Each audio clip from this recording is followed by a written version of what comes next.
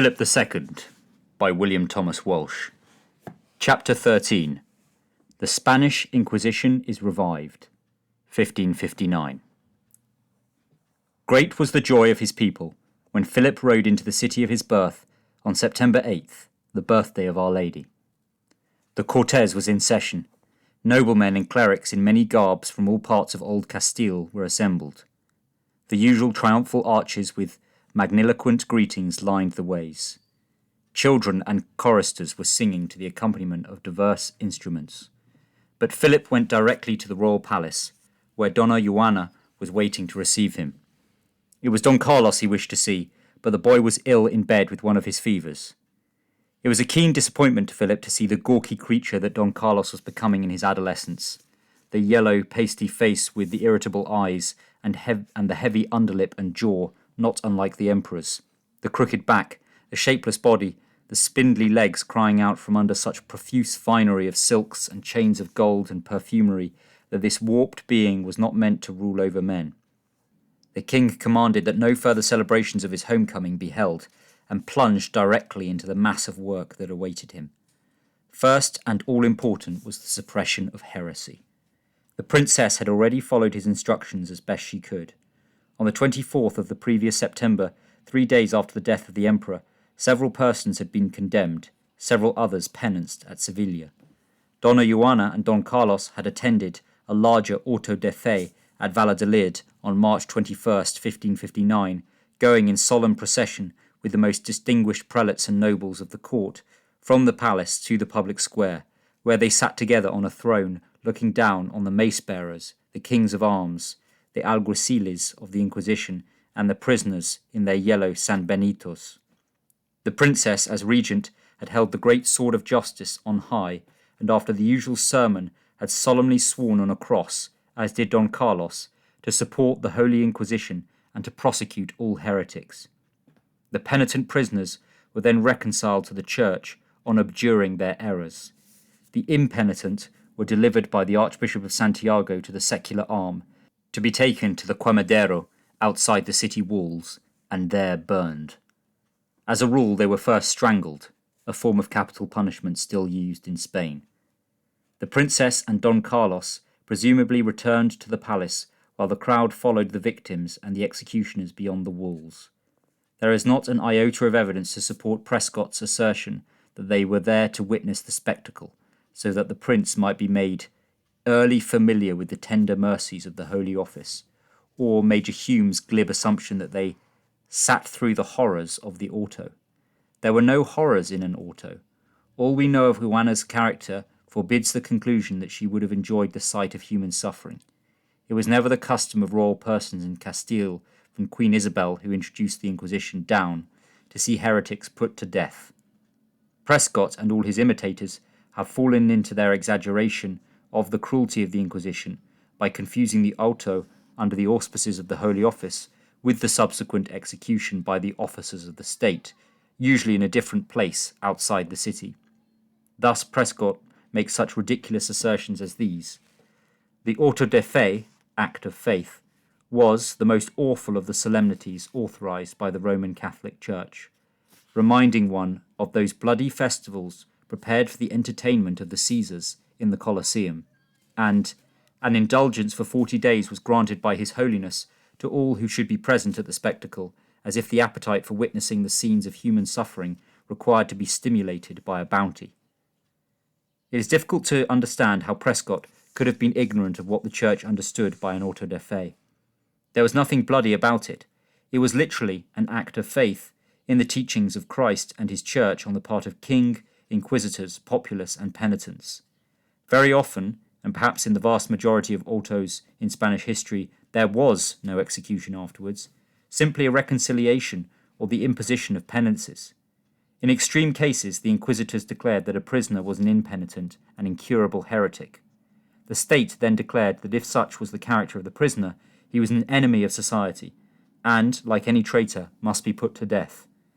But the indulgence offered by the Pope had nothing to do with that. It was literally and sincerely offered for a public act of prayer, just as a man gets an indulgence for saying the rosary, or visiting a church, or making the sign of the cross. It is true that several persons were publicly burned after the auto, attended by the Princess Juana and Don Carlos. They included no less a person than Dr. Agustin Cazalla and his brother Francisco, both of them Catholic priests, convicted of the most astonishing hypocrisy, and their two sisters, Beatrice and Constanza. Several other rich and prominent persons were burned with them. Maestro Alfonso Perez, Don Cristobal de Ocampo, Knight of the Order of St. John, Cristobal de Padilla, a Knight of Zamora, the silversmith Juan Garcia, a judge named Perez de Herrera, three other women, Catalina Roman, Isabel de Estrada, and Juana Blasquez, and the bachelor Jerezolo, who displayed great courage at the stake, or, as the Inquisitors chose to say, pertinacity. Dr. Cazalla in his yellow San Benito, and Don Carlos with his yellow face looking down on him from the tapestried throne, might have been greatly astonished if any one had told them that day that both of them, 3 centuries later, would be commemorated as martyred Freemasons by some of the lodges of Madrid. King Philip approved of all that had been done in his name. One of his first public appearances, a month after his return, was at another auto da fe in Valladolid on October 8th. With him went the handsome young Alessandro Farnese, son of Margaret of Parma, whom he had brought from the Netherlands to educate, and poor Don Carlos. All the church bells in Valladolid filled the clear air with their silver voices at 6 o'clock in the morning as the long procession assembled. The prisoners marched 2 by 2 between mounted guards, and a long file of nobles and clergy following to the place prepared in the public square. Hidalgos, farmers and labourers, came from villages for many miles around, not only to see the enemies of God and man punished, but to get a first glimpse of their new king. 200,000 people are said to have crowded into the square and the narrow streets leading to it. The Inquisition was popular in Spain. When all were assembled in the square, Philip and his son and his nephew on the throne, and the prisoners on a platform opposite, the Bishop of Zamora preached the sermon.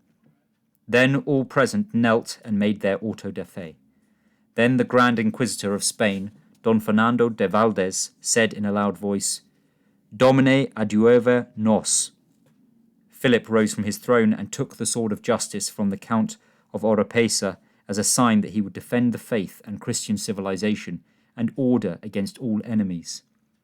The Inquisitor General turned to him and said, As it is ordered by apostolic decrees and holy canons that kings swear to favour the Holy Catholic faith and Christian religion, your Majesty swears by the Holy Cross on the sword you hold in your right hand that you will give all the support necessary to the Holy Office of the Inquisition and to its ministers against the heretics and apostates, and against those who defend and assist them, and against all persons who directly or indirectly hinder the effects and the affairs of the Holy Office, and will compel all the subjects and citizens to obey and observe the apostolic letters and constitutions given and published in defence of the Holy Catholic faith against the heretics and against those who believe, receive, or favour them.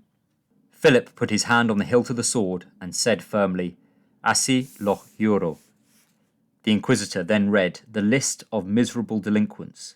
There were 28 that day, of whom 14 were reconciled, 2 were penanced, and the remaining 14, now clad in yellow with conical hats, were led past the royal platform on their way to the Quemadero. 12 of them recanted at the stake, and were strangled before being burned. 2 remained defiant to the end, and were burned alive. One of these, a member of a crypto-Jewish family with many noble connections, named Don Carlo de Seso, cried out to the king on his way past, How can you let me be burned? Philip replied, If my son were as wicked as you are, I would fetch the wood to burn him myself. At another auto in Sevilla, they burned 50, adds the chronicler, together with the bones of Dr. Constantino. 29 secret Jews were burned in Murcia in September 1560, including one who, while a prisoner, corrupted a great part of the population. If they had recanted and asked for mercy, their lives would have been spared, but with loss of property and freedom, by virtue of a privilege enjoyed by Maurica, Granada, Aragon, Catalonia and Valencia, but not Castile. In Sevilla, the Inquisitors found a Dominican, 80 years old, with a great reputation for sanctity, teaching Protestantism secretly to his noble penitents. In Toledo, they exposed a cavalier of good family who had accused his wife to get rid of her. They flogged him and sent him to the galleys as a slave for 3 years. Thus Philip carried out rigorously the dying wish of his father, the very last words addressed to him by the tolerant emperor, in the codicil of his will, that he bring every heretic to justice, without exception or fear or favour. The lives of a few agitators, most of them descendants of the Jews who had summoned the Mohammedans to ravage Spain for nearly 8 centuries, were to be sacrificed to keep peace and unity in Spain. Germany had had her Peasants' War, and in the next century would know the horrors of the 30 Years' War, with the butchery of many thousands, the waste of farms and cities, and a people forever divided, all as a result of the tolerance of Charles. In Spain, as long as the Inquisition lasted, there would be no religious wars, no burning churches, no slaughtered priests. France would know these atrocities, and England and the Netherlands. It would be centuries before the enemies of Christendom could introduce them again in Spain. If the method seems cruel to us, it is because we forget the cruel fate, the long crucifixion of a great people, to which it was the harsh reply. It at least had the merit of proceeding judicially. It could at least claim that the evil it caused was far less than the horrors it averted. Few, if any, of our time will share the rhapsodies of Philip's most painstaking contemporary biographer, who, in lamenting that the king was unable to establish the Inquisition in Naples or Milan, calls it the den of the lions of Daniel, which does no harm to the just, though it destroys the obstinate, impenitent sinners, heavenly remedy, and guardian angel of the gates of paradise. But it is a cause for wonder that historians as able as Major Hume and Professor Merriman should remain so under the spell of the anti-Spanish, anti-Catholic tradition that even after examining the contemporary sources, they can allow their readers to infer, at least, that Philip calmly sat through such spectacles as the burning of heretics, spectacles that Cardinal Newman admitted would be the death of him if he had to watch them. There is not a scrap of evidence that the king ever attended an execution.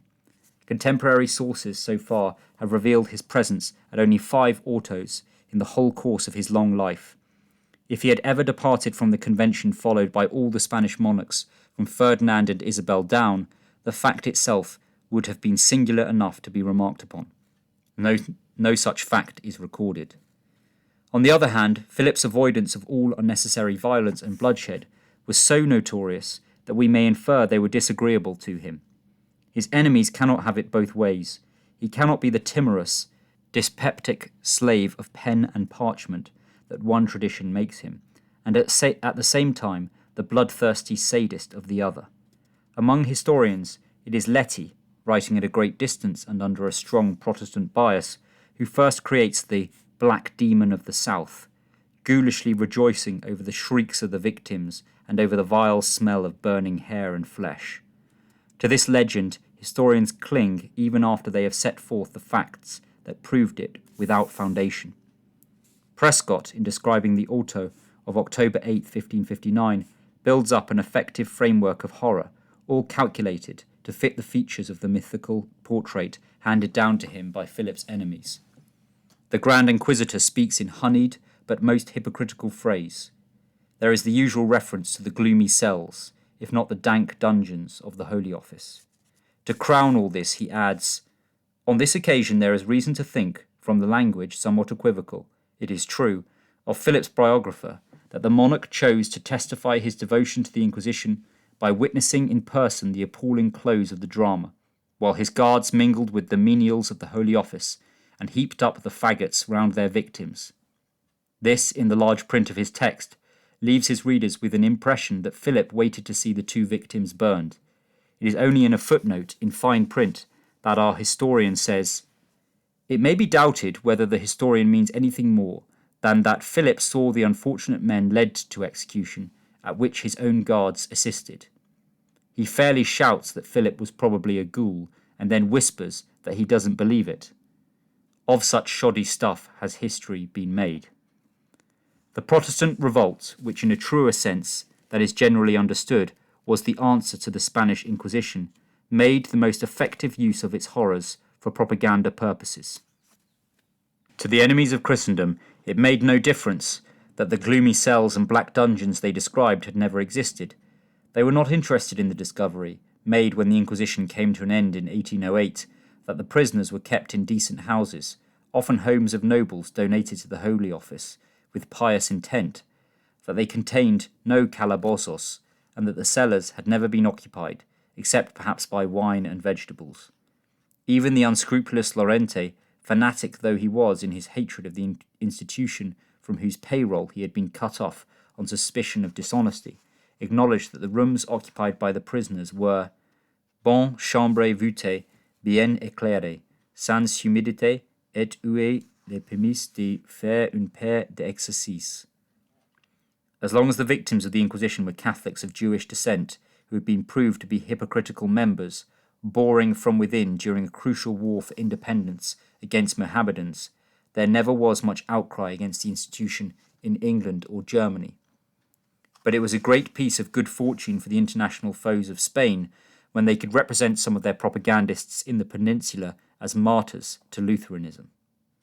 In England, where it was needful to wean from the Church a whole population still Catholic in principle, but disturbed and confused by change and by the deprivation of the sacraments, the dungeons, the torture chambers, the thumbscrews, the rack and the strappado were of inestimable value, even though thumbscrews were never used by the Holy Office, but were employed freely in the Tower of London.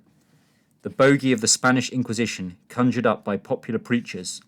At one time in the 18th century, 250 ministers of the Church of England were known to be of Jewish descent, with an added motive, therefore, to depreciate Spain, and such romancers as Kingsley could always be depended upon to frighten any good Englishman away from an honest examination of Catholic belief. Yet it is true that the number of native Spanish Protestants tried by the Inquisition, exclusive of the congregations of Valladolid and Sevilla, was probably not over 400 in all, and that of those who preferred death in the flames to recantation, there were perhaps hardly more than a score, though a much larger number perished by the garrote. The greater part of the work of extirpating them, moreover, was finished at the very beginning of the reign. And, as for Englishmen, most of these were incarcerated in the Canary Islands, and not so often for religion as for piracy or some other offence which would have been punished anywhere in any case. Considering what some of the English privateers did in Spanish coast villages, the wonder is that they were not punished more severely. Even Leyer admits that the prisons of the Inquisition were less harsh than the episcopal or royal jails, and that in them prisoners were treated more humanely than in any other contemporary prisons of any sort. It sometimes actually happened that men in public prisons uttered heresy to get themselves transferred to the secret cells of the Holy Office. Some of the documents in Lord Bute's collection made it clear that every effort was made to be humane. Regular inspections were held to hear the complaints of prisoners, and when the request was considered reasonable, as for example that of an Englishman who said there was too much water in his wine, a remedy was provided. Doctors prescribed medicine and diet for the sick, and in serious cases sent them to hospitals or private houses for special treatment. Some prisoners were allowed to leave during the day to earn their living in the town, returning at night only to be locked up. The supervision was so lax in some prisons that the captives exchanged visits. In one place, 14 prisoners, among them a friar, had supper together until their hilarity attracted the notice of an alcaide. As 9 out of 10 Englishmen were still Catholics, the Inquisitors considered it their business to inquire into the beliefs of any Briton who raised the question by word or conduct. There was George Gaspar, for example, a tailor from England who had been put in the public jail for some offence or another. He went to great pains to turn his back on a crucifix, and prayed instead to the moon. When questioned about this reactionary conduct, he went out of his way to deny the doctrine of the real presence and various other Catholic teachings. Condemned and urged to abjure, he refused and was sentenced to be burned. At the same auto, July 1587, 13 other Englishmen were reconciled on abjuring their errors. There was no other auto in the Canaries until May 1591, when the effigies of 23 fugitives were burned. The Church tolerated the Inquisition, as she still tolerates capital punishment, not as a good in itself, but as the lesser of two evils. The instinct of men to protect their culture and their institutions by the most effective means is illustrated by Graetz's account of an inquisition in Holland by Jews whose ancestors had suffered from the Holy Office. The Amsterdam rabbis introduced the innovation of bringing religious opinions and convictions before their judgment seat, of constituting themselves a sort of inquisitorial tribunal, and instituting auto de fe, which, even if bloodless, were not less painful to the sufferers. Before we become too pharisaical about the Christian inquisitors, who were so careful to shed no blood and to leave the onus of capital punishment to the state, let us weep for a moment with our Jewish brethren over the frailty of our common humanity. In the Spain to which Philip had returned, the instinct of a society to preserve itself had been sharpened by a keen awareness of the pattern of crucifixion running through the whole living epic of Christianity, especially in a country that had groaned and struggled under the violence of so many heretical movements. To the descendants of Iberian crusaders, Protestantism was not the new and forward-looking institution that many of its new advocates in the north imagined. To Spaniards, it was rather the recurrence of something as old as the Church. The Spanish mystic felt about heresy as the Jews had always felt about idolatry. Against the iterated Calvary of human endeavour, he saw the eternal Christ as the heart, the foundation, as he said, the cornerstone, of the Catholic Church, the human members of which might always be as fallible as the little group constituting the primitive Church, as materialistic and plausibly dishonest as Judas, as angry as James, as sluggish as Thomas, as uninteresting as Andrew, as ambitious as the youthful John, as rash and self-confident and mendacious, as penitent and long-suffering as Peter. This church would welcome sinners worse than Mary Magdalene and publicans more despised than Levi before he was St. Matthew. It would even stretch out its net to include rich Simon the Pharisee, if possible, and would pluck hard-handed centurions from under the eagles of Caesar Redivivus 1,000 times. Nevertheless, in its vast and complex ramifications, as it grew to take in the whole world, there would always be a central and unchanging unity of doctrine, always the Holy Spirit, always Christ, daily renewed in the Eucharist.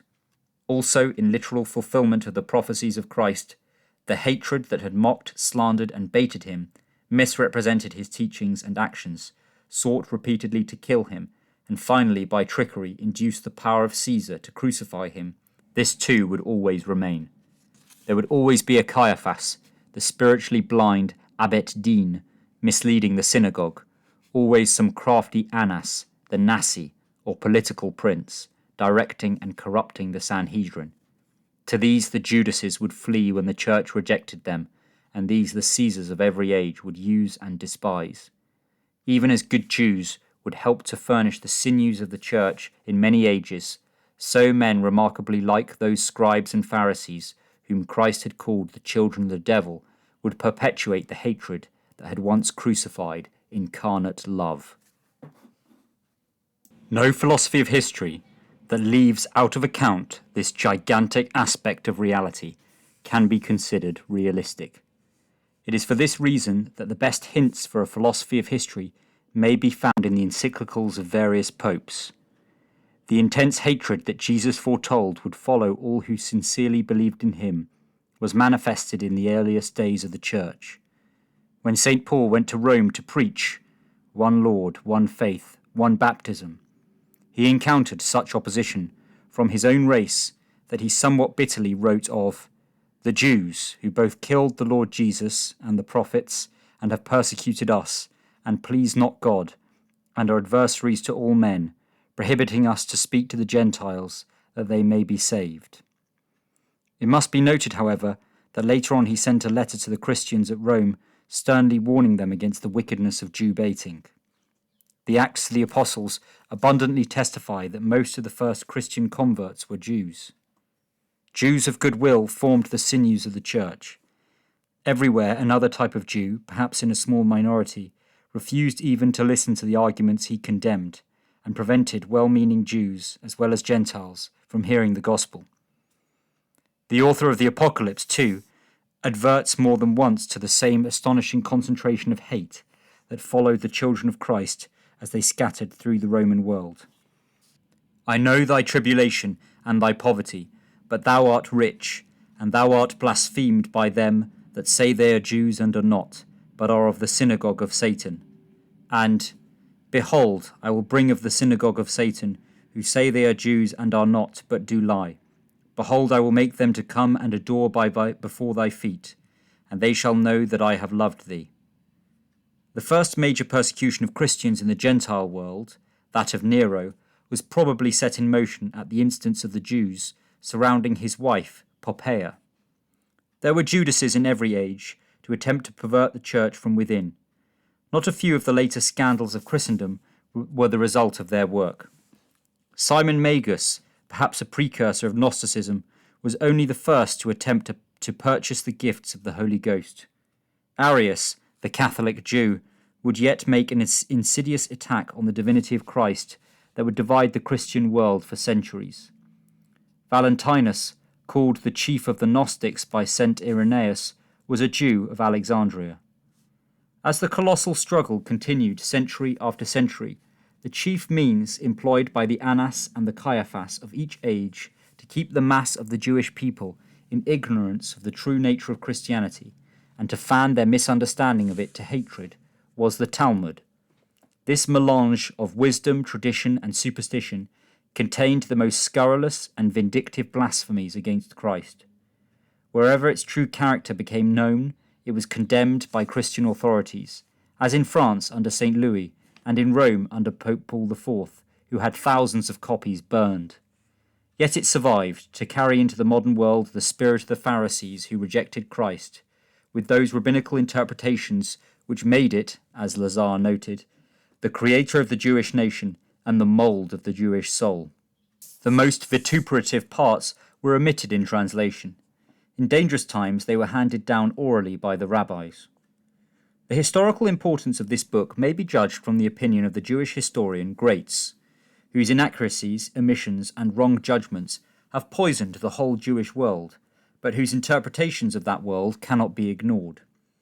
He goes so far as to say, "We can boldly assert that the war for and against the Talmud aroused German consciousness and created a public opinion without which the Reformation, like many other efforts, would have died in the hour of birth, or perhaps would never have been born at all."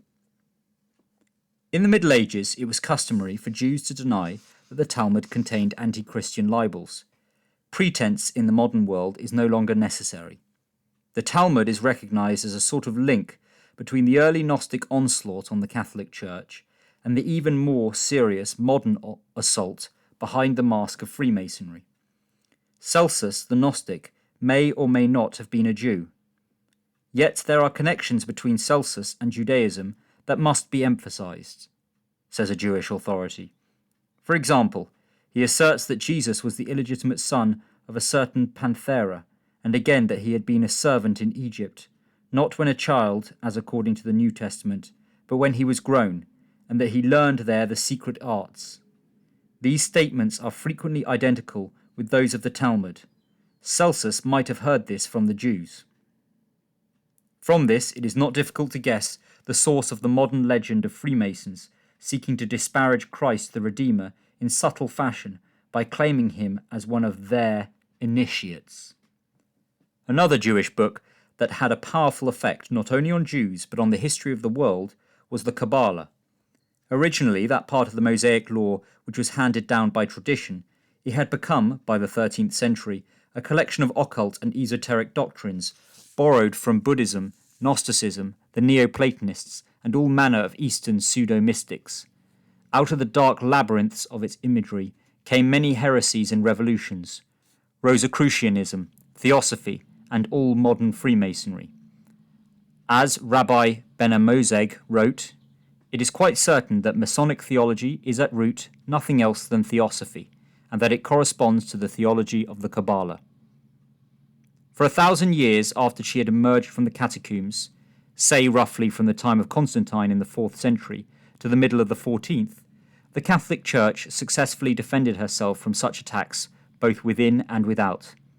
At times the very existence of the state and of society was threatened. In such crises, the Church not only permitted the use of force, to avert worse evils, but even cooperated with it. The Crusades were the defense of Christian homes, Christian women and children, Christian civilization, against an Islam deliberately bent upon exterminating them. A crusade ended the antisocial insanity of the Cathari, who opposed marriage but taught suicide in that part of southern France known as Judea Secunda. The Inquisition followed them to Spain and later saved the Christian Spanish state from the secret treachery of the pretended Catholics who were in league with the Moors in the War of Liberation. As the ancient Jews had fought and slain idolaters and had stoned spiritualists and similar dark heretics to death, so the Catholic Church, heir of the Jewish revelation, protected her children from destruction of body and soul while they were building the happiest and most balanced culture and civilization that have ever existed in this world. The turning point in this vast drama, so far as our vantage point in time allows us to see, was the Black Death in 1346. It seemed to men as if Satan himself had burst the chains that had bound him for 1,000 years. More than half the priests in the world died. Christendom was still staggering under this blow when other blows fell, one after another. The papal exile at Avignon, the Great Western Schism, the return of paganism under the guise of the Renaissance, all these onslaughts in the city of God itself, while the Turk struck from without, gaining and laying waste one Christian country after another. Corruption and disorder were inevitable under these circumstances. Confusion became so widespread that only a divine institution could have survived it. At the very moment when Columbus was claiming the new Western world for Christianity and announcing the beginning of the last age of which he thought God had made him the harbinger, the stage was set for the most serious and widespread disaster the Church had yet had to face. It was something more important than the mere preaching of an exasperated monk against the abuse of indulgences. It was deeper than even the discontent of saintly men like More and Ignatius Loyola. In the Protestant Revolt, there was something more than the mere breaking away of the northern communities from the jurisdiction of Rome, much more than the nationalism to which Professor Carlton Hayes ascribes perhaps too much importance. There was a spirit in Protestantism in its first phase that sought something more than freedom. It sought nothing less, and this was more evident in Calvinism than in Lutheranism, than the utter destruction of the Catholic Church. Here was a hatred that began manifesting itself by the burning of churches and convents, the violation of nuns, the torture and execution of priests, the defiling of the cross, and the unspeakable desecration of the Blessed Sacrament. It was an old and international hatred. It was the hatred of the church-burning Donatists, the hatred of Islam, the hatred that had opposed St. Paul in Rome and St. James in Jerusalem, the hatred of Annas and the scribes and Pharisees crying, "Come down from the cross, and we will believe." There was nothing new about it, except the form it took, but the preparation and organisation were better, and the time was ripe. Nor was this Protestant phase of the revolt a peculiarly northern or German product, though it had been convenient to make it appear so. It might have happened in southern Europe. In fact, it almost did happen in France, especially in southern France, before it happened in Germany. Lefebvre, under the patronage of Marguerite of Angoulême and others of the anti-Catholic House of Navarre, taught justification by grace before Luther did, and profoundly influenced Beza, Farel, Rousseau, and other leaders who passed quickly through a Lutheran phase to the more radical organisation of Calvinism. The roots of the revolution went deeper than the German affair. It was not local, but international. If we may believe Graetz and other Jewish historians, the Jews played a much more important part in all this than Christians, for some mysterious reasons, have generally admitted. Incalculable was the number of this virile and gifted race that had settled in all countries of Europe during the so-called Dark Ages and the Middle Ages. Incalculable the number who were assimilated as sincere Catholics, or who, as pretended Catholics, formed the nucleus for any international revolt. They were everywhere, in communication with one another and with the Jews of the synagogue. There were so many of the latter in England and France that one Jewish writer of the 16th century, often cited by modern Jews, attributed to this fact the inclination of the English and the French to Protestantism. Dispersion, secrecy, and organisation gave them a power out of all proportion to their numbers, a power so remarkable that Napoleon Bonaparte suspected that the political structure of the Jewish state had survived under cover for 18 centuries. Was there any historical foundation for such a theory? There may or may not be significance in the fact that the title of Nasi, Prince or King of the Jews, which belonged at the time of the crucifixion to Annas, father-in-law of the high priest, or Abbot Dean, Caiaphas, was assumed by one of the bitterest, most intelligent, and more persistent enemies of King Philip II, Joseph Miguez or Mendez, the Jewish international banker of the Spice Trust of Portugal and Antwerp, who had in his debt William of Orange and many other noblemen of the Low Countries. About the time when Philip was returning to Spain, this millionaire was establishing himself in Turkey, throwing off the last pretense of Christianity and assuming the antique and princely title of Nasi. He was not the first rich Jew after the dispersion to be so designated. Every now and then, like a bellwether among the stray sheep of Israel, there appeared some grave and powerful man who took this title. There was, for example, the learned Jew of Babylon, Machir, who settled at Narbonne in the time of Charlemagne. It is only a legend, as the Jewish Encyclopedia affirms, that he was appointed head of the Jewish community by the emperor at the request of the Caliph Harun al-Rashid. There is no doubt, according to the same authority, that he soon acquired great influence over his co-religionists. It is not certain, however, whether he himself bore the title of Nasi, Prince or King of the Jews, as his descendants did, who continued to direct the affairs of the Jewish community. There was, for instance, a Nasi Levi, who presided over a meeting of delegates from all the Jewish communities in southern France in 1215, as Annas had presided over the Sanhedrin in Jerusalem. Even then, among the Jewish communities of southern France, the anti-Christian revolution was being silently prepared. Prosperity and wealth had rewarded the industry and intelligence of the exiles in Montpellier, Nîmes, Tarbes, Carcassonne, a score of places in that part of France where later the Huguenots would flourish, until they almost rivaled the medieval empery of their brethren in Spain. Slave traders, purveyors of silks and other luxuries, usurers, they excelled generally in the commerce of intangibles, in the handling of money per se. Culture and power followed upon wealth. It was their great tragedy that, having failed to understand who Christ was, they could not get rid of the messianic consciousness for which they had been chosen and consecrated. Finding closed to them the only spiritual door to salvation, they were constantly driven to seek redemption in the here and now, in the resources of matter, in gold and power, in anything, anywhere but Christ. When all their kingdom had turned to dust in their patient hands, and the inevitable scourge of persecution came to scatter them again and again, they still followed leaders who kept them blind and remained missionaries of what St. John called the spirit that dissolves Christ. In the 13th century, when the Catholic Church rejoiced in the full burgeoning of that rich and generous civilization she had reanimated and purified, the Jews were creating, at Troyes, a remarkable school of exegesis in which were being forged most of the arguments to be used by Protestant preachers against the Church, and to be turned by the higher critics of later times against the heart of Christ himself. The centre and master of the group was a very rich Jew named Isaac Châtelain, better known as Isaac of Troyes, a man learned in the Talmud, author of elegiac poems, endowed with many of the great Jewish virtues, such as deep and passionate loyalty to family and to race, but cursed with the intransigence of ancestors who perhaps had cried in a black hour, "His blood be upon us and upon our children." He and his family incurred the wrath of the Christian populace for the usual reasons. On Good Friday, April 24th, 1288, the mob seized them, spurned their offers of gold, and burned them.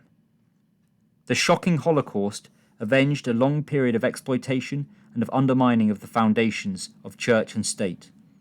The heroism of some of the victims makes one regret the more they were not in Italy, where the Pope or the hierarchy would undoubtedly have protected them. The wife of Isaac threw herself into the flames. Her 2 sons and her son-in-law followed. Her 2 daughters also were burned, as was the wife of her son, Alec Adameneth, with Simeon the scribe of Chantillon, Isaac Cohen, Baruch Tob Elem Deaveri, and some others. Rabbi Salomon, the son of this hapless Isaac, became famous under the name of Rashi as founder of the Talmudic school of Champagne and the chief rival of Maimonides. Through Rashi, the ideas of Isaac were transmitted to Protestantism. They were adopted early in the 14th century by a Franciscan monk of Jewish descent, Nicholas of Lyra. The arguments of this Nicholas of Lyra powerfully influenced Luther, Calvin, and Zwingli. Rashi and the Torahfists made Nicholas of Lyra, wrote the 19th century Christian apostate Renan, whose writings were financed and published by Jews, and who borrowed many of his brilliant sophistries from the arsenal of Narbonne. And Nicholas of Lyra made Luther. This has been said more wittily in the familiar epigram: Si Lyra non lyraset, Lutherus non saltaset. Had Lyre not played his lyre, Luther would not have danced. Another Jew who did valiant spade work for Luther's sowing was Elias Levita, founder of the modern Hebrew grammar and teacher of many Christians. He, with Jacob Lones and Obadiah Saforno, observes a Jewish historian, must be allowed a large share in producing the Protestant Reformation. Saforno was the teacher of Reuchlin and many others. The so-called Reformation, adds Abrahams, drew its lifeblood from a rational Hebraicism. Luther naturally employed Jews in preparing his German Bible. Jews were the most successful agents in the printing and distribution of Protestant Bibles and tracts in all parts of Europe. Not only the ideas of Luther, but the very occasion for their dissemination was furnished by the fertile activity of Jewish minds. The Battle of the Books, preliminary skirmish in the war of ideas about to commence at Wittenberg, could never have occurred if the Talmud and the Kabbalah had not first done their deadly work. There sat on the throne of St. Peter at that time a Pope, Leo X, for whom very little is to be said from the Catholic point of view, except that, like all the popes, he was orthodox in his pronouncements on matters of faith and morals. He was also a patron of literature, music, and art, the employer of Raphael. His chief concern, however, was not the welfare, much less the needed reform of the Church, but his own amusement and gratification. There is evidence in Leo's conduct to lend colour to the assertion that, on being elected, he remarked jovially, "Let us enjoy the papacy, since God has given it to us." In the most critical and decisive age of the Church, this descendant of Florentine usurers, this son of Lorenzo de' Medici, kind and generous intellectual, cardinal at 13, pope at 37, was too busy with his pictures, his hunting, and his plays to give sufficient attention to the ruin of the world. The Jews have always been well pleased with him. Like all the Medici, he surrounded himself with them and showered them with favour and protection, even to the extent of allowing the printing and dissemination of the Talmud, of whose true nature he was perhaps in ignorance. This genial collector, to whom Luther was only a joke, went to his death, too suddenly for the last sacraments, with little more than a suspicion of his own share in the business, not only by the abuses permitted in connection with indulgences, but by his long negligence and vacillation in the matter of the Jewish books. Johann Reuchlin, a friend of Erasmus, started the famous battle. Saturated, like young Pico della Mirandola, with the imagery and fanatical theosophy of the Kabbalah, which he imagined he understood, he urged all Christians to study this and other Jewish books for a better understanding of their own religion. A Dominican of Cologne, Jacob Hochstraten, replied to him publicly in 1519, protesting against the notion that the pseudo-Judaism of the Jewish mind, in revolt against its own Messias, could publicly cast anything but a baleful light on Christianity. As the controversy continued, there entered into the lists against Reuchlin another Dominican monk, Johann Pfefferkorn. This man was a Jewish convert to the faith. Graetz calls him, with more vigour than truth, an ignorant, thoroughly vile creature, the scum of the Jewish people. Reuchlin, who defended the Jewish books, was of course a pure, upright character, with admirable love of truth and a soft heart. The fact was that Pfefferkorn was a good, sincere man, a none too brilliant student, who carried the zeal of the convert to the verge of fanaticism, his vileness apparently consisting of his being a true Jew in the sense in which the apostles understood the term. He recognized the divinity of Christ and the untruthful obscenity of the Talmud. Urging the people of his race to turn from the man-made books of the rabbis to the living Christ in the Catholic Church, he defended the Jews against the worst charges made against them, including the ritual murder accusation. This did not save him from the lasting enmity of the Anasses of his day. As for Reuchlin, greats might have added that he had not only a soft heart, but a rather soft head. Pfefferkorn accused him in a pamphlet called Handspiegel of having been paid by the Jews to disseminate their propaganda. Reuchlin replied with a violent denial in his Augenspiegel, and after further vituperation, pro and con appealed to the Pope. By means of a flattering letter, he gained the favour of the influential Jew, Bonnet de Latte, physician to Pope Leo X. The physician, naturally, had no objection to interceding with the Holy Father in such a cause. The upshot was that the pleasure-loving Pope handed over this mere squabble of monks, as he considered it, to the Bishop of Speyer, a youth of 27, who in turn passed it on to Canon Truchsess, a disciple of Reuchlin, who gave the decision to his friend, completely exonerating the Augenspiegel. The more discerning friends of the Catholic Church were highly alarmed. The Inquisition, better aware from long experience of what was going on among the Jews, appealed from the verdict to the Pope. Leo summoned both disputants to Rome in 1514. Delay followed delay until Reuchlin, by a false statement, got the case transferred to another judge at Spires, who again exonerated him. Another appeal was filed. The Pope continued to delay, however, as various rich patrons of Reuchlin, and such liberal but not very profound Catholics as Erasmus, brought pressure to bear upon him, as did also the Emperor Maximilian I. It was not until the Lutheran bombshell exploded in 1517, on the hard-fought field of the Battle of the Books, that the real significance of Reuchlin's proposals became generally evident. Even then the easy-going Pope made no decision. At last, in 1520, the findings at Spires were reversed. The Pope forbade the Augenspiegel as a scandalous and offensive book, unlawfully favourable to the Jews, and condemned Reuchlin to pay the costs of the litigation. By that time it was too late to stop the avalanche. The young humanists were now united behind Reuchlin. One of them, Hutton, attacked even the Holy See. These men became the nucleus of Luther's party. The real anti-Christian revolution, for such time would reveal it to be in essence, appeared full panoplied on the stage of Christendom. I have not been able to find any evidence of Dr. Margolis's assertion that Luther was drawn into the controversy on the side of Reuchlin, or of Brown's, echoing that of Hyamson, that Luther was a disciple of Reuchlin. If Reuchlin had never existed, Luther might well have challenged the preachings of Eck. What is certain is that the bull-necked Augustinian, who despaired of human nature because he could not at once achieve perfection in his cell, found the soil well ploughed for him by such men as Franz von Sickingen and other pupils of Reuchlin, without which he might have made no more disturbance than Huss or Wycliffe had. What is equally certain, but strangely kept well in the background of most historical research, is that the Protestant Revolt, far from being an advance or a progressive step, was a long retrogression toward the moribund Judaism of the Pharisees of the time of Christ. Its multitudinous offspring of more than 200 sects would lead in the course of time to a return of the dismal scepticism of the Sadducees.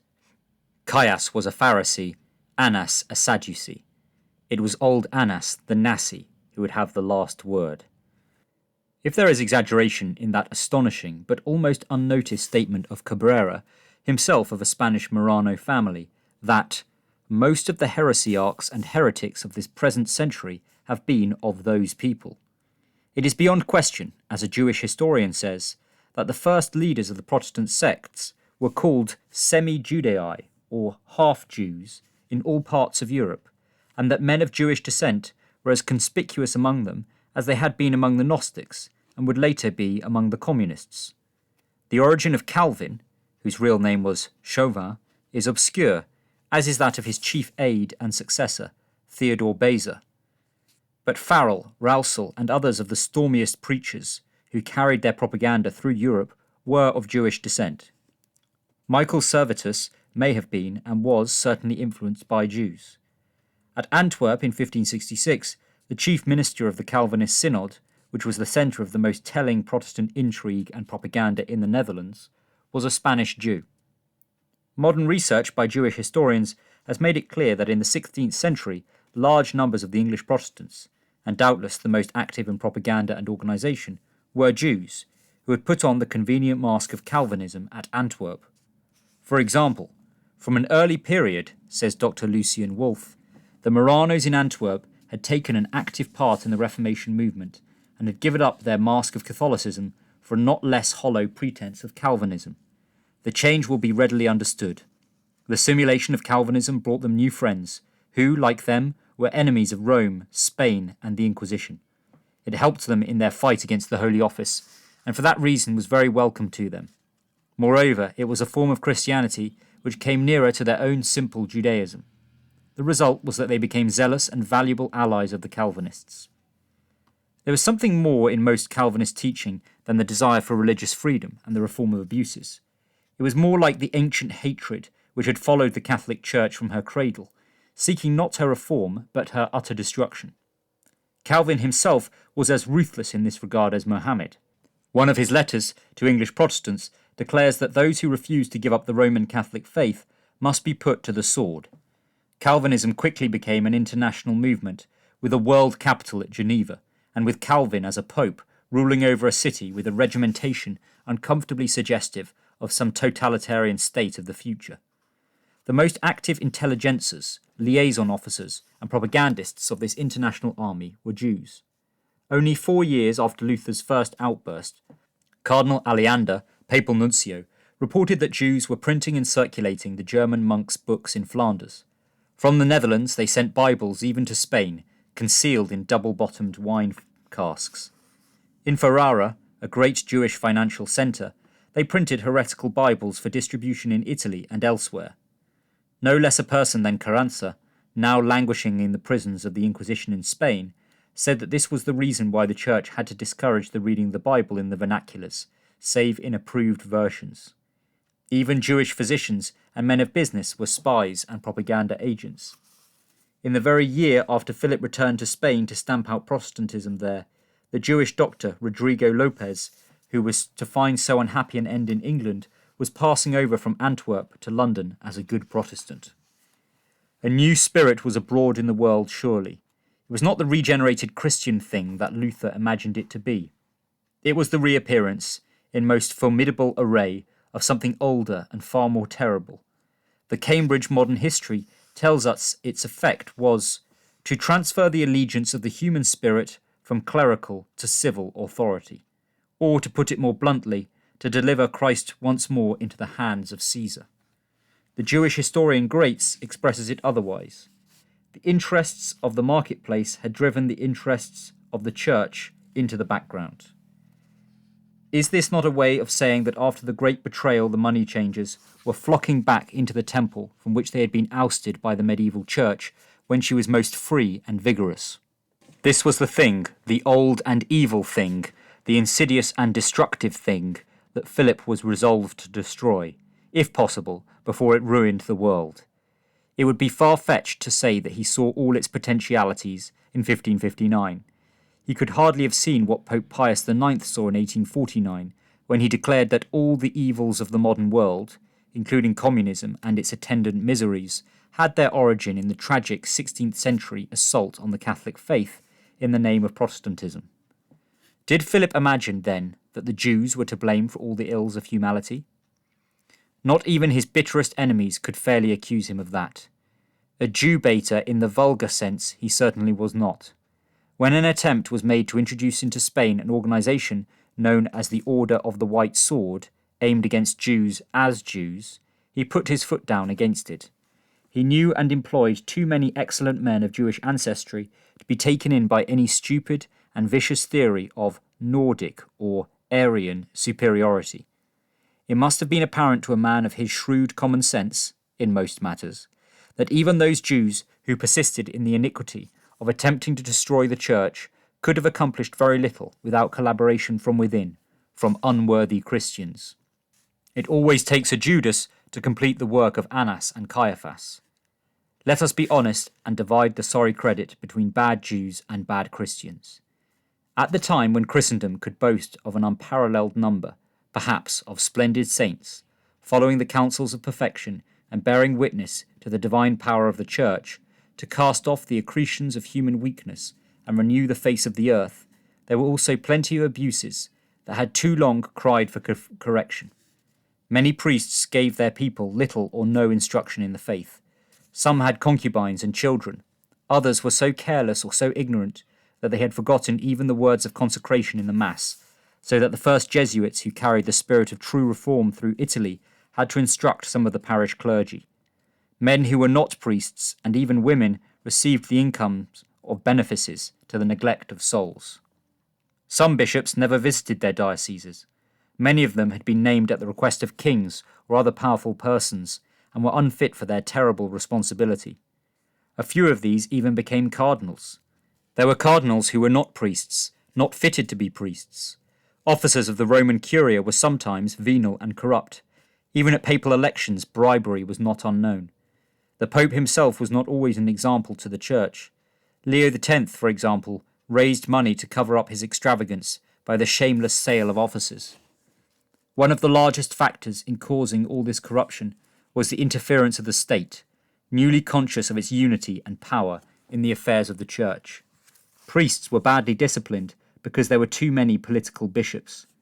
There were political bishops because kings, even in Spain, had seldom missed an opportunity to wring privileges from unwilling popes when they had them in their power.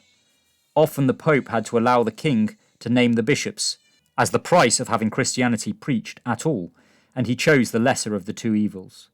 In view of all this, it is strange that men go on repeating cant phrases about the interference of the Church in the state in the Middle Ages. Sometimes yes, but more often the other way round. Philip took it as a matter of course that he was to be consulted before the Pope nominated a bishop in any of his dominions. If any Pope had dared to dictate Philip's appointments. 3 other facts about the corruption of the clergy are often forgotten. 1. Many of the counts of church scandals originated with enemies of the Church, who have been proved guilty of gross exaggeration or of downright lying. Sometimes the scandalmonger is an exposed cheat, like Lorente, sometimes a scribbler in the pay of one of the Pope's political enemies, like the lewd neo-pagan Pontano, or a credulous retailer of indiscriminate gossip, like Peter Martyr de Anghiera, or a disappointed office-seeker, like Infusera. Being contemporary does not make a man truthful or reliable. In all ages there has been a continuous and curiously uniform propaganda to discredit the Church and all connected with her. Documents of the Alta Vendita, made public by the papal government in 1846, disclosed a systematic and deliberate campaign of slander. One letter said, "Our ultimate end is that of Voltaire and of the French Revolution, the final destruction of Catholicism, and even of the Christian idea. The work which we have undertaken is not the work of a day, nor of a month, nor of a year. It may last many years, a century perhaps. Crush the enemy, whoever he may be. Crush the powerful by means of lies and calumny. If a prelate comes to Rome from the provinces to exercise some public function, learn immediately his character, his antecedents, above all his defects. If he is already a declared enemy, an Albania, a Pallotta, envelop him in all the snares you can lay under his feet. Create for him one of those reputations which will frighten little children and old women. Paint him cruel and sanguinary. Recount regarding him some trait of cruelty which can easily be engraved in the minds of the people." If this was never formulated so concretely until the 19th century, it describes with startling accuracy what the enemies of the Church had been doing for centuries. It describes what they did to the reputation of Philip II. 2. It is to be noticed that when the breach occurred, it was the ignorant and corrupt priest, monk, or nun who rushed forth to join Luther and Calvin in the liberty of the new dispensation. Theodore Beza, as a Roman Catholic, is a glaring example of the too common corruption. Though not even a priest, he enjoys the incomes of 2 benefices, through political influence, lavishes the Church's money on his concubine, and generally leads a vicious and dissolute life. When the Church is under attack, he hastens to join the enemy.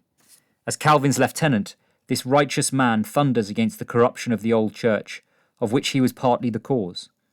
There is no doubt about the laxity of the monasteries of Sevilla and Valladolid, whose members embraced Protestantism, nor of the degeneracy of the Augustinians in Saxony, who broke away from the Church almost en masse in 1521. In England, it was the reformed Observantine Franciscans who withstood Henry VIII even to death, while the relaxed conventuals and other badly disciplined monks and priests formed the nucleus of the Church of England. The first Protestants, as a rule, were bad Catholics. 3.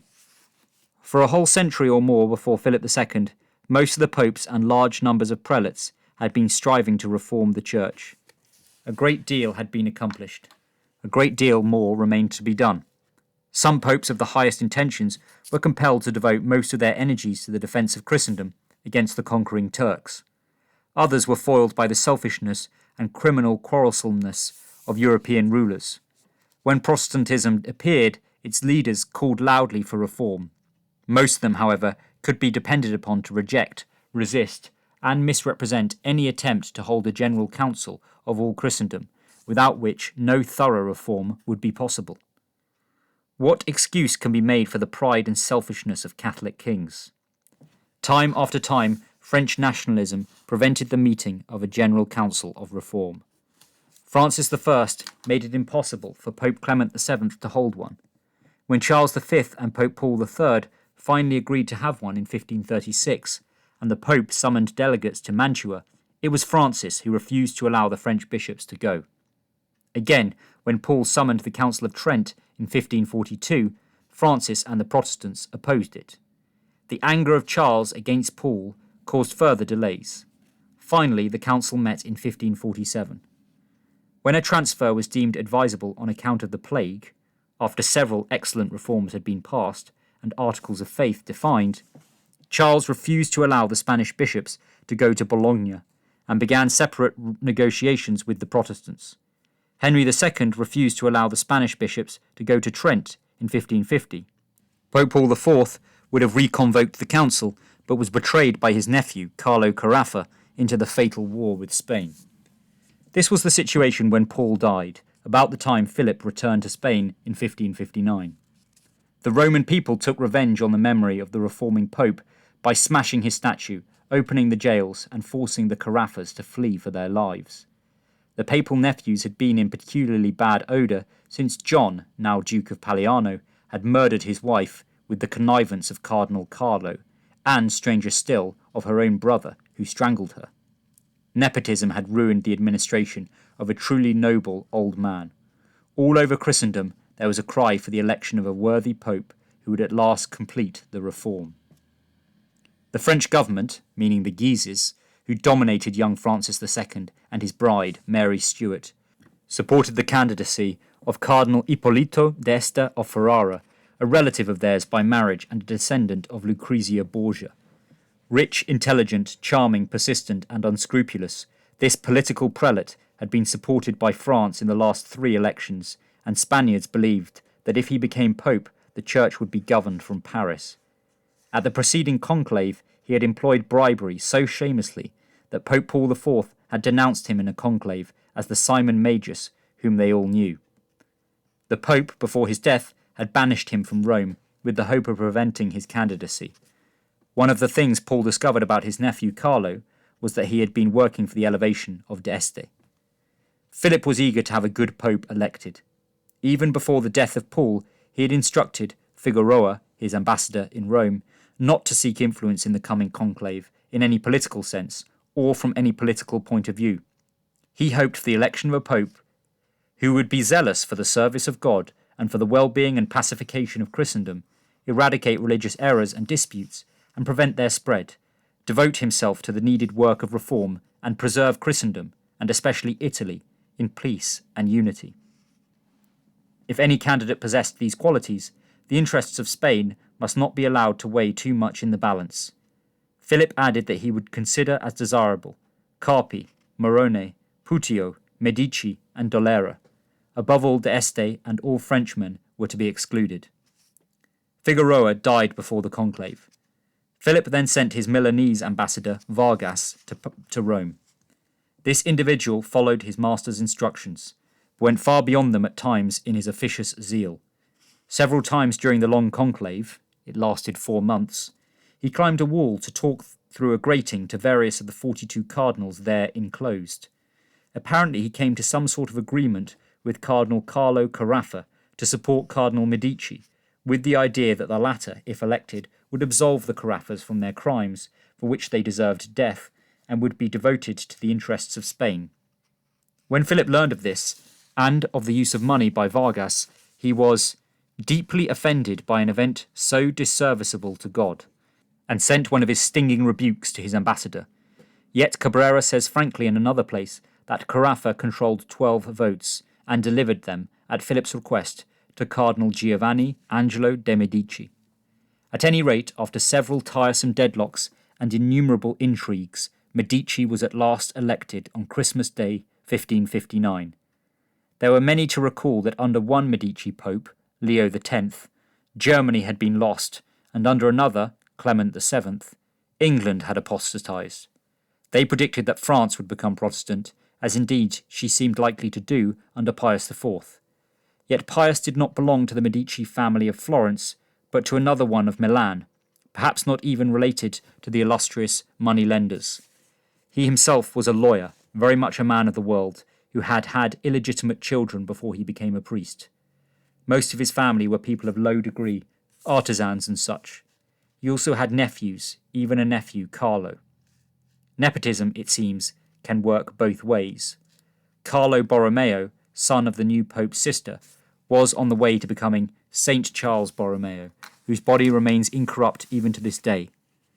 One of the first fortunate acts of Pius's administration was to summon this young man, he was then only 21, exceedingly thin, with a great hooked nose and a small drooping moustache, to be Papal Secretary of State.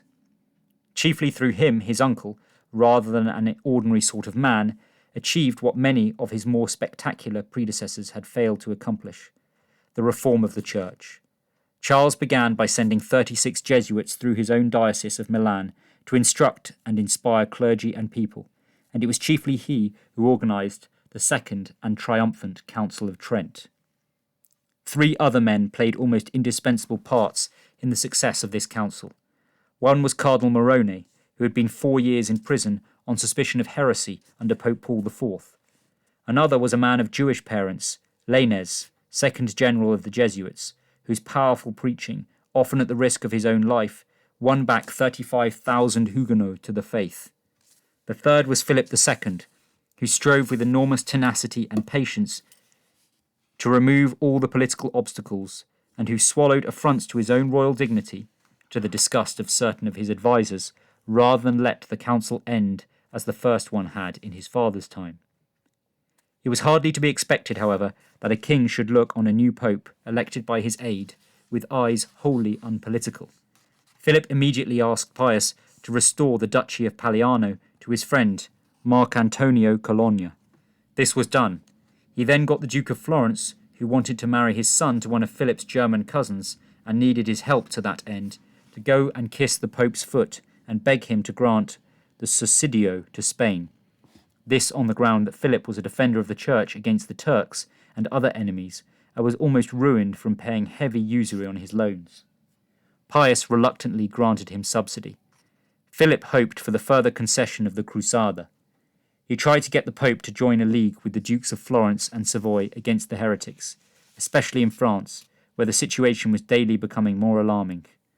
The Pope temporized, saying it would be time to talk about taking arms against the rebels after the Council of Reform. The warlike atmosphere of Rome under Pope Paul IV was still too fresh in the memory of Pius. There were also too many Carafas still about, ready to get themselves back into power by intrigue and treachery. In 1560 he had them seized, brought to trial and condemned to death. "It serves me right," said Cardinal Carlo Carafa bitterly, "for making a Medici pope." There were many charges against them. Questions had been raised as to the fairness of the trial, but of their principal crime, the murder of the lovely Duchess of Paliano, there was no doubt. There was much sympathy for Cardinal Carlo.